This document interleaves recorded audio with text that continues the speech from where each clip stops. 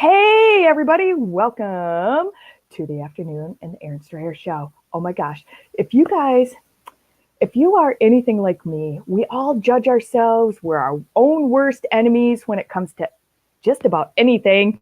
Our thoughts stop us dead in our tracks more times than I can think of, keep us from moving forward. Those judging ourselves thoughts and the judgment and the thoughts and keep us from attaining those dreams and those wants and those desires that we want in our life. But what if that all changed? What if you actually could live up to the standards, whatever those standards are, right? Those standards that we put on ourselves that cause the judgment. What if you recognize that you actually were making progress and had success? Ooh, it's going to be so good. I cannot wait for you to hear our guest today and her insight on herself and her self-judgment about what held her back and how she's turned her thoughts to benefit her. I cannot wait. So hang around. This is the Aaron Strayer Show. If you don't know where you're at and you are from any other platform other than the Aaron Strayer Show, there's a link right above you in the comments. So go ahead and click that. Come on over to the Aaron Strayer Show page. We'll be able to see you and see your comments over here on the Aaron Strayer Show. We'll be able to say hi to you too. So what are we all about on the Aaron Strayer Show? We are all about uplifting and leveraging amazing female entrepreneurs who are out there in the world doing amazing things. The things that are hot topics and pain points and stuff that gets shoved under the rug, like judgment of ourselves. Just saying. If you guys don't know who I am, I'm Aaron Strayer, and recovering corporates and entrepreneurs hire me to get them business beyond the basics because most of them are indecisive. They're held hostage by their own fear and honestly, plain old complacent. So I help them move past that I can't do that, the what's the next step, and I don't know hows that are standing in their way. Yeah, and bottom line, I provide executive level accountability so that you and your business gets the attention to detail it deserves. So I am going to bring up our guest today. I'm going to give her a 3-second warning here in just a second, but this lady is going to knock your socks off today with who she is, what she's about, and hi, Deb. Hey, how are you? So nice to see you. Hey, it's awesome to see you. It's so good to see you. Thank you for taking your time out of your day today to hang out with us here. I really we talked just for a second offline, and I just really want to bring it around so the people know. Our pre-interview really changed my world. So thank you for that. I just want to really acknowledge you for what you brought forward, and you don't even know you did it. And gave me goosebumps. Give me goosebumps. I know. So you are this world-renowned artist, and people from all over the world buy your pieces of art, and it's just but you weren't always an artist, were you? No, so, not at all. But you always wanted to be. Yeah, I kind of hate to say it this way, but it really was how it was. Is I had this voice in my head telling me I was an artist, and I'm going, I draw stick figures. I, can't sew a straight line. I can't do this. I can't do that. I can't. I've tried. I can't. I took classes probably for 20 years. Any class I could find that was, affordable, trying to find what I was an artist. I came from a family of artists. My great-grandmother was a bronzist. My grandfather, when he retired, was a sculptor. So art was part of my family growing up, not to mention living in Europe and seeing all those great museums, it's like, which gets me to the comparitis eventually. But, it just was a part of my life, and I just didn't feel like I was in on it. And I just stumbled onto a class one day, didn't really even know what I was going for, but said, this looks like fun, beautiful. Glass is beautiful. Everyone thinks of stained glass or blown glass, but this was fused glass. And I thought, well, nothing ventured, nothing gained. And this is about the last time I'm going to do this. And I had no idea what I was going to make. And I ended up making these 3 gorgeous pendants, and then this mountain with all these really cool clouds and lightning bolts, and that later became a plate. And that was the end of the story, it's been 17 years of learning and growing and getting more confidence in doing anything and everything. I'm now doing, other things, which is just, I am an artist and it's so cool.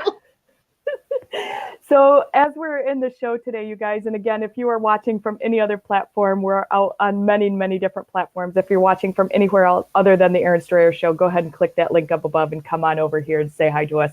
I just want to, you just said you took a class and you were fusing stuff with glass, and it was mountains and lightning bolts and blah, blah, blah, and this and that and the other, and all of a sudden it became a plate. Yeah. Poof. So a pair of earrings became a plate.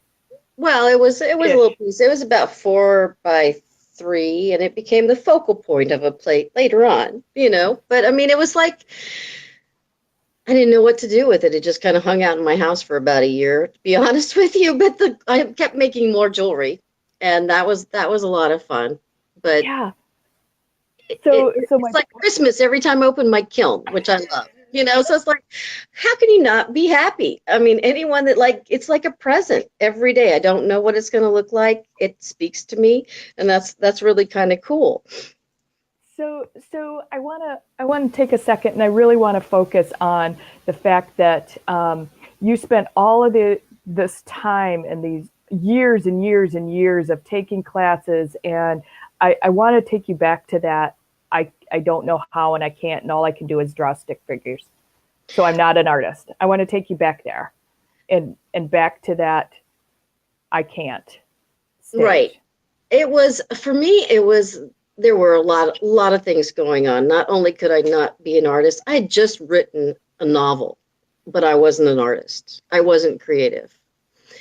My marriage fell apart, and I was a single parent, and I was like going, how come I have nothing? And people are going, oh, you're a quarter of a century old, and what have you have to show for your life? And I'm just going, oh my God, nothing. And they're going, but you got a great kid. And I'm going, nothing. And it was like, and somebody says, you can change all that. And I said, what? And they said, yeah, it's all a matter of your perception. Your thoughts are things, and you need to start telling yourself something different. Mm-hmm. And so I stopped being jealous of other people and what they had that I didn't. And that just opened up the whole world to me. I mean, I was able to go out and try things and not be a Debbie Downer, on myself and go, well, you didn't do that. You failed again. It was more like, oh, you learned. What did you learn? Instead of, oh, you wasted that money again. You didn't accomplish it again. You can keep trying forever, but that it just kind of snowballed.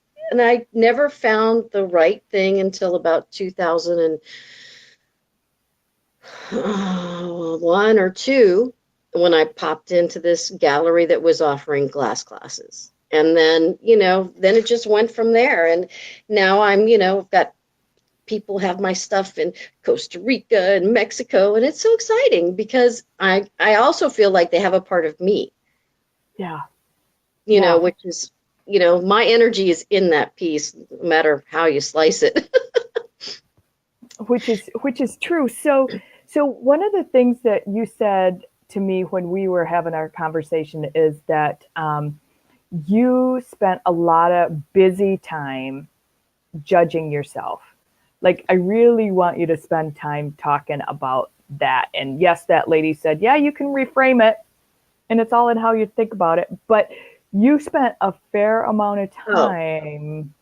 Oh, mm-hmm. Oh yeah. I would, if I would take a class, let's say it's a painting class, or I used to love to do drama. Well, I couldn't do drama because if I did drama, I had to be Audrey Hepburn. Never once did I think of being Deb, me, and doing it my way. I always wanted to be and compared myself. Had my comparitis to everyone else. So, I couldn't paint because I wasn't Georgia O'Keeffe. I couldn't draw, and I see people drawing stick figures now and I go, see, if I'd have done that 20 years ago. I'd be in like Flynn. I've been paving the way. I perfected my stick figure. That's right. I could have just practiced that. Darn it. I know, and I think that's such a valid point because so many of us entrepreneurs, regardless of the lane that we're in, we spend a lot of time judging ourselves, comparing ourselves to the shiny thing next to us or the people that say they're making six figures on their first launch ever. And you know what I mean? Like the whole thing. And we stop ourselves from staying in our lane and doing what we do best and realizing that we are creative and brilliant. Yeah. Yeah. It's amazing to me, I mean, and I look at, I play with a group of ladies in my neighborhood, and we meet once a month and play a little game of bunco, which is kind of fun. But I was talking to them, inviting them to art events. And so they will come and they'll support me, which is lovely of them. And they all say, I'm not creative. And I just want to take them out and shake them and say, come over to my house. Let's have a play date. Because everyone is creative. Everyone. It's just that your perspective of it is wonky. Sure. I mean, like, I don't know if you've ever been somewhere that you went as a kid and you went back and you kind of had that visualization of it was so ginormous because you were so small. It's changing your perspective a lot of times where you have to open it up past what other people think is creative to what you think is creative. And I mean, juggling purchase orders and customers may not sound creative, but I know it is. Right? Anytime you come up with a solution that is not, line by line from some manual, you're being creative. And I don't think we recognize that very much anymore, which is really kind of sad. Yeah, I think you're so right because I think so many of us, especially women, we get so stuck in the mundane and we don't realize what we're doing, juggling and managing not only our families and our personal lives and our partners and then our businesses. Like that's a lot right there. That's all creative right there. How else would you do it if you weren't creative?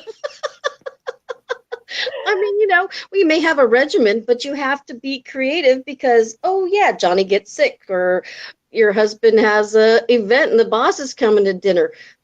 Who comes up with that? The creative woman that you are, that you forget about, because you don't see it. You've got that comparitis that you're not creative because you don't do it like Renoir, I'm not Joan Cleaver, people. Exactly. I'm just not her. I'm not her. And do you want to be? No. That's the thing is, I mean, I think that changing my thinking and kind of changing that perspective and getting permission that it's okay to feel what you feel. That you're entitled to your feelings and you can do that and you don't have to be a jerk about it, but you're allowed to have permission to be who you are because you can't be anybody else. Yeah, I've just shattered RJ's image of me. She apparently thought I was Joan Cleaver. Oh, I'm so sorry. I did not mean to do that to you. I think I did it to myself. True. But we were talking about it, so. I know. So you all this time wanted to be an artist. You spent all this time, all these years, taking all these classes, stacking them up, all of this skill set, and you stumbled on this art class, and it's fused glass. Mm-hmm. Like, let's just talk about that for a second, because when you sent me your bio and you actually said that it's like a ancient Egyptian techniques that you're using. I'm like, what? Are you kidding me? Like, let's like take that for a second and like totally plug it into you gotta be creative to use like ancient old techniques from another country. Well, glass making is the ancient part of it, honestly. So the sheets that I get are hand rolled in Portland, Oregon, and they're almost as tall as I am. They're about 25 inches wide, and they're hand rolled, they're hand poured, and I don't buy anything that's in the catalog because I can't do it.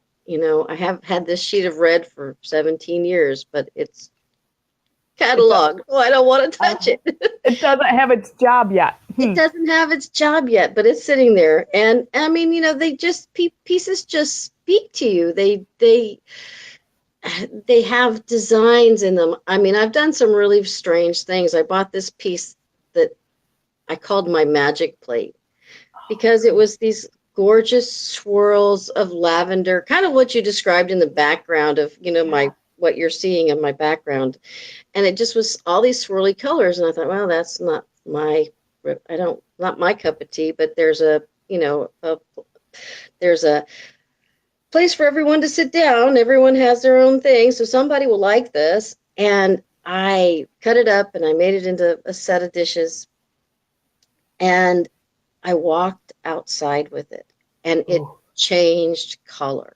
No. It went from this light, dusty, lavender, purpley color to this smoking gorgeous blue. Ooh. Then I took it and I put it on some black and it changed again. So I called it my magic plate. And that's kind of how working with fused glass, I mean, that was just like another thing that, knocked you in the head. You're meant to be doing this because it's magic. Isn't that cool? And like, what did that do for your confidence, not only in who you are as a person, but as a creative and as an artist to go, I'm going to work with this piece today. And I don't know what it's for. I really don't like purple. Right. And you turn it into dishes. Somebody's going to like them. Mm-hmm. Yep. Well, the thing about it is it's like those.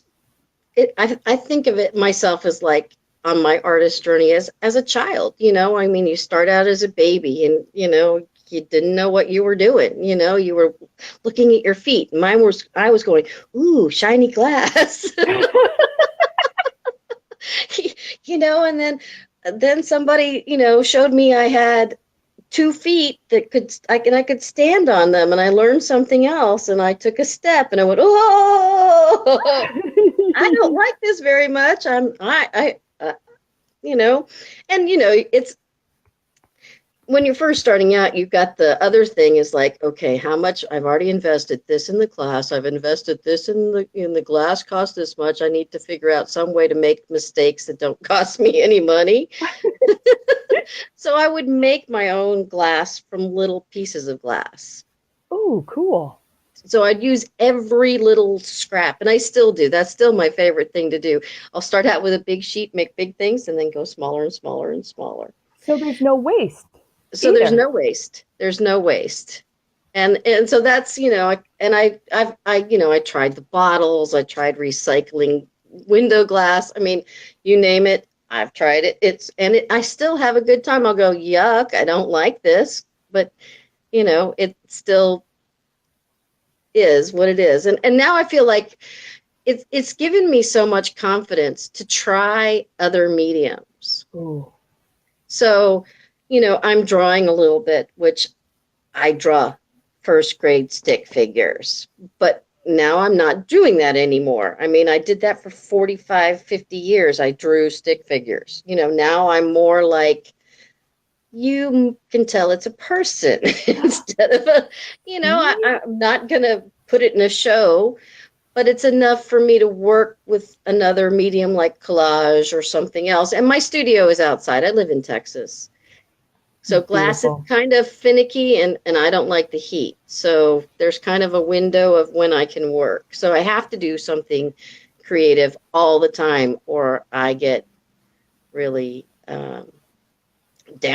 And I'm not a down person, so I can't. So I just get up there and say, okay, I'm just going to create today.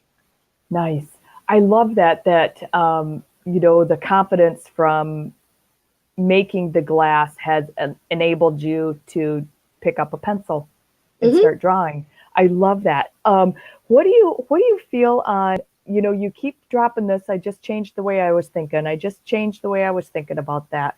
How do you think that affects, one, how you do art, and then like when your art actually turns out, like the really cool purple plates and that changed color outside, and that's like a success in your eyes, like, right? Because Yeah, otherwise you exactly. wouldn't have brought it up if you didn't think it was a success. We wouldn't have been talking about it today. How do you Right. think? How do you think that makes you feel with your art and the ability to keep moving forward? You know, I don't really think I've thought about that, but I, I, I think my husband, who used to sell used cars, gave me a very valid thing that he said, and I hope this doesn't offend anyone, but he says, in the used car business, there's an ass for every seat. Right?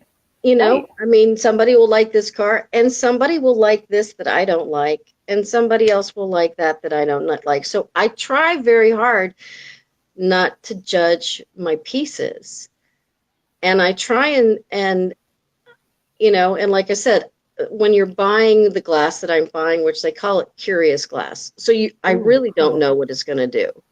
So I bought like this one piece that was this gorgeous shades of green. All the green turned UT burnt orange. Yikes. And I was like, oh, it was so pretty when it was green. But guess where I live? I live 20 miles from UT orange country. So, it that changing, I don't have to like it. I mean, I put my heart into every piece, but just when it comes out, I don't have to like it. I just know I loved it while it was being created. And that took a while when, I was first starting out and you'd hear somebody walk by a booth or whatever. I don't like it. I think, what? You don't like my baby? What do you mean you don't like my baby? And being able to change the perspective and say, that rear end did not want that seat. That's Yeah. all there is to it. And Yeah. being able to shift that perception and not put it back on myself and then use that to judge myself again Mm. was a huge turn of the wheel, Mm. and Mm. made me go, this comparing and worrying about pleasing everybody, it doesn't work. You can't do it. Yeah. So why are you beating yourself up because you can't do it? Or maybe you are doing it True. already. I know RJ says you never know what they're going to love, Yeah, what you somebody don't. else is going to love. That is You so, don't. I think And that's that's a so true. judgment on your part,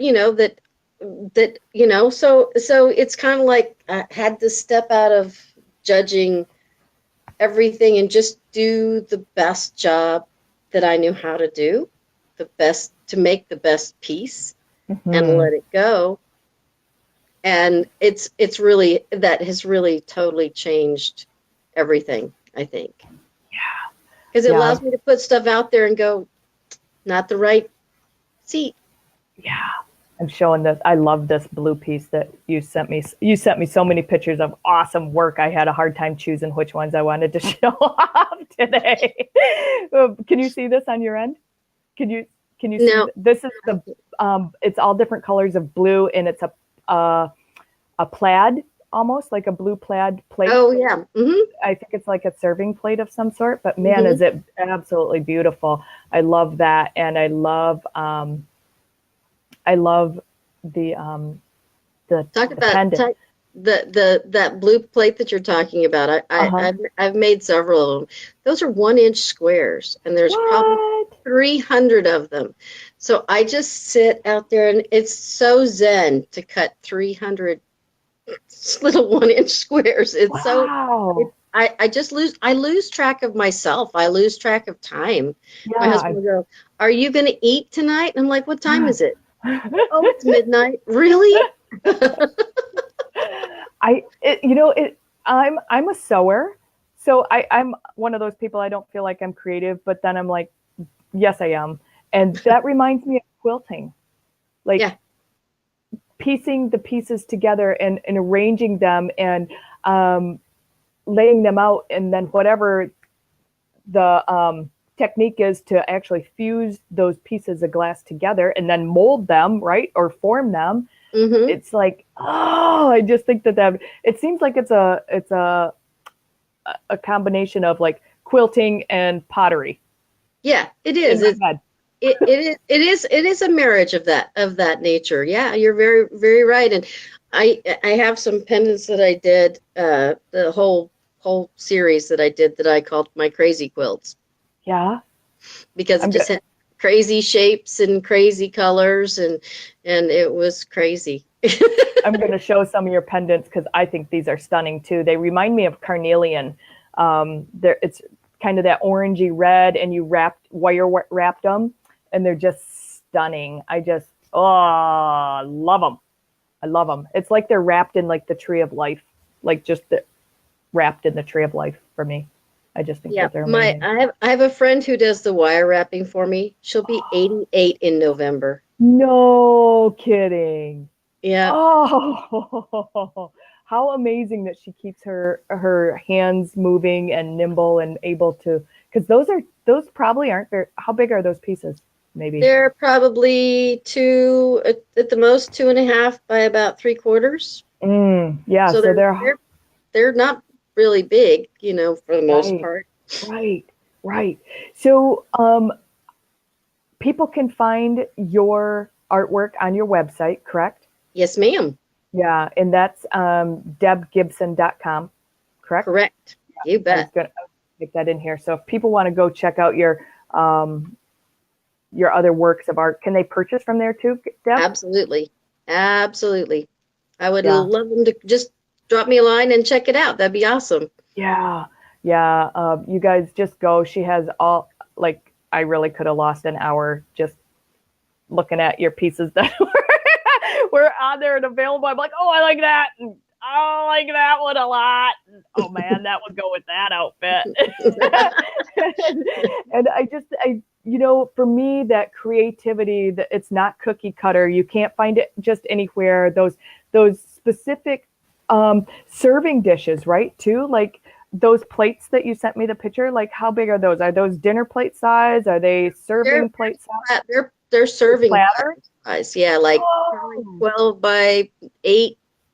That and some of them are longer, but that's probably a good general, something you'd want to have a nice spread.